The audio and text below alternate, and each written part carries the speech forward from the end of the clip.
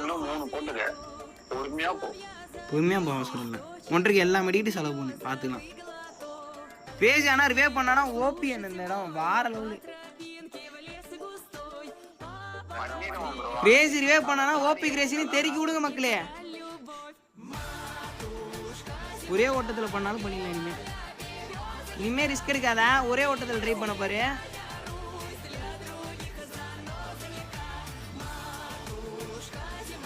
இவன் எவ்வளோ மெடிக்கிட்டு வச்சிருக்கான்?